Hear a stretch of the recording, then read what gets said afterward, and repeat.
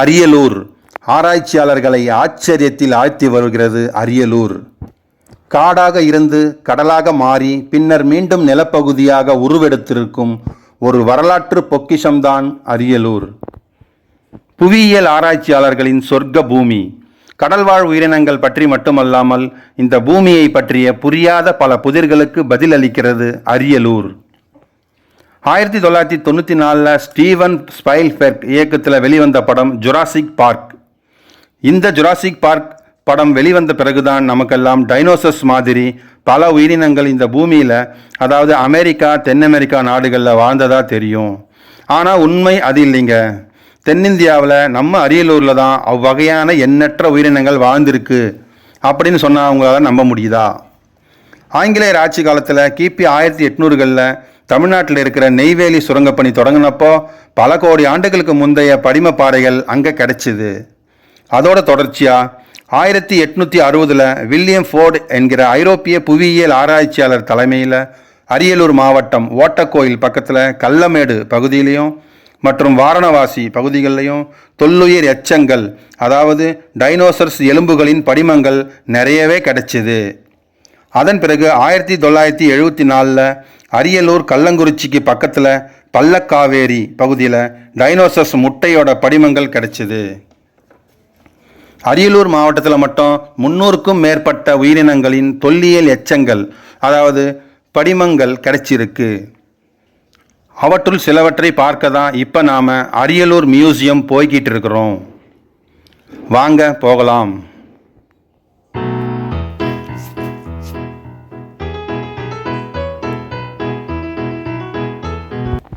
தமிழ் உறவுகளுக்கு வணக்கம். இது உங்கள் வேர்களை தேடி தமிழ் மீடியா. நீங்கள் நம்ம சேனலை இன்னும் சப்ஸ்கிரைப் பண்ணலைன்னா உடனே சப்ஸ்கிரைப் பண்ணுங்கள். பக்கத்தில் இருக்கிற பெல் பட்டனை ப்ரெஸ் பண்ணுங்கள். இதுதான் அரியலூர் மியூசியம். இப்போ நாம் 10 கோடி ஆண்டுகளுக்கு பின்னாடி போக போகிறோம். வாங்க வீடியோக்குள்ளே போகலாம்.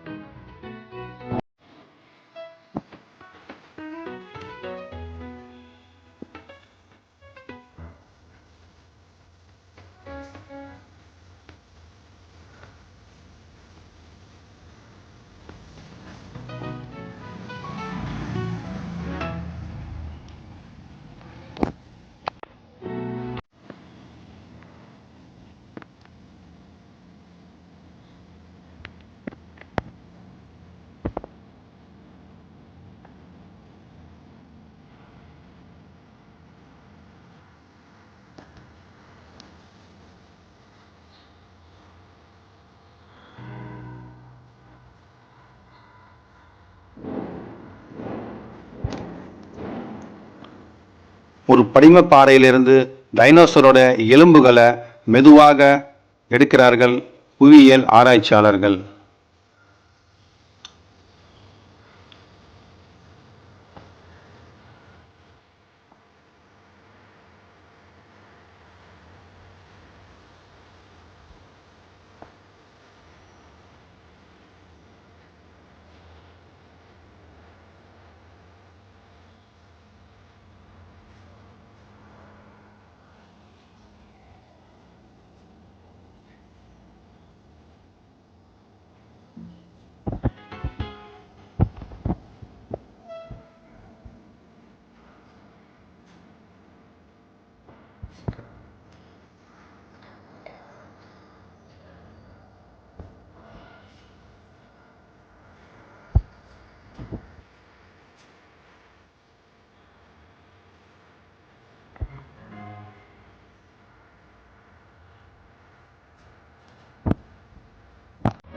கடல்வாழ் உயிரினங்களின் தொகுப்புகள்.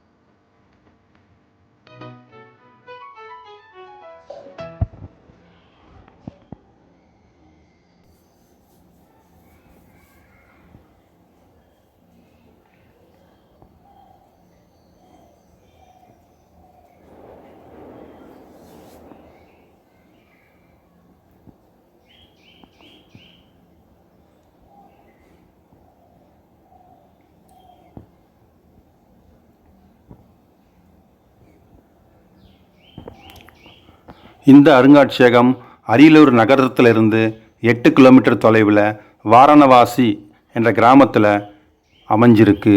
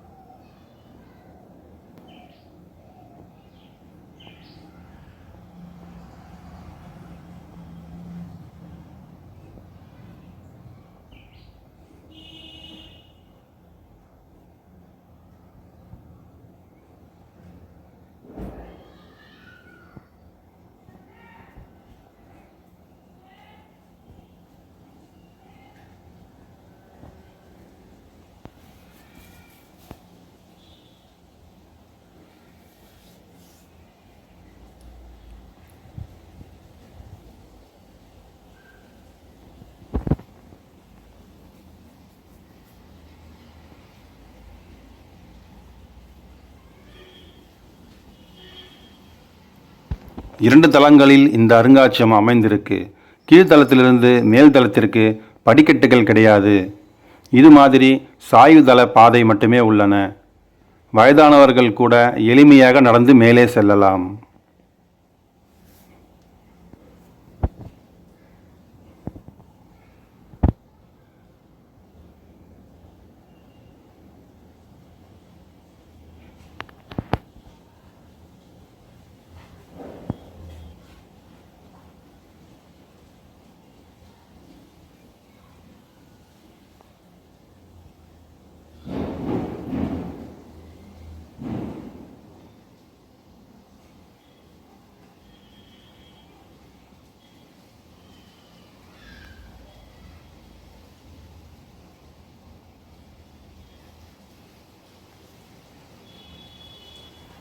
இந்த அருங்காட்சியகத்தை முழுசாக சுற்றி பார்த்து அங்கே வச்சிருக்கிற பலகையில் இருக்கிற விவரங்களை எல்லாம் நம்ம படித்து தெரிஞ்சுக்கிட்டு வெளியில் வர குறைஞ்சபட்சம் ஒரு 5 மணி நேரமாவது ஆகும்.